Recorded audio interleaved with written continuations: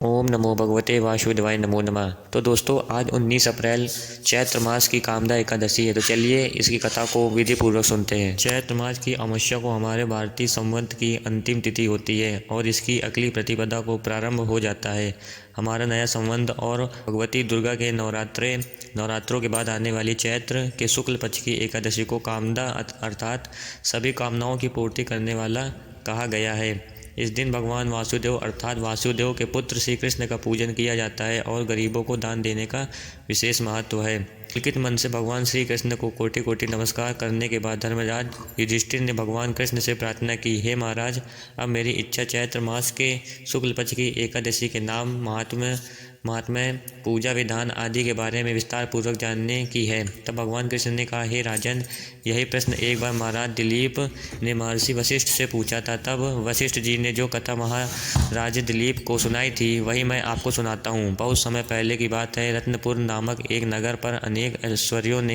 से युक्त पुंडरीक नाम का एक राजा राज्य करता था। रत्नपुर नगर में अनेक अप्सरा, किन्नर तथा गंधर्व वास करते थे। उनमें ललित और ललिता नामक पति पत्नी भी थे। उन दोनों में अत्यंत स्नेह था। थोड़े समय के लिए भी अलग अलग होते ही वे दोनों अत्यंत व्याकुल हो जाते थे।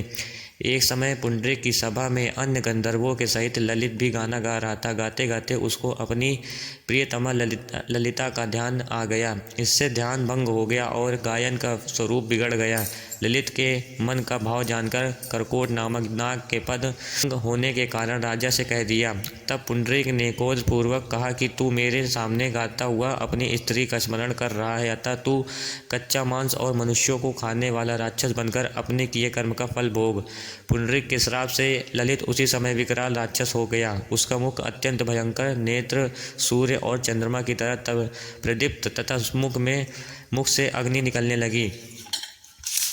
सिर के बाल पर्वत पर खड़े वृक्षों के समान तथा भुजाएं अत्यंत लंबी हो गई। इस प्रकार उसका शरीर 8 योजन लंबा हो गया। राक्षस बनकर वह अनेक प्रकार के दुख भोगते हुए जंगलों में भटकने लगा। अब तो उसकी स्त्री ललिता भी अत्यंत दुखी होकर उसके पीछे पीछे भटकती रहती और तरह तरह से विलाप करती रहती। वह अपने पति के उद्धार का उपाय भी सोचती रहती थी। एक दिन ललिता अपने पति के पीछे पीछे चलने हुए विंध्याचल पर्वत पर श्रृंगी ऋषि के आश्रम तक पहुंची।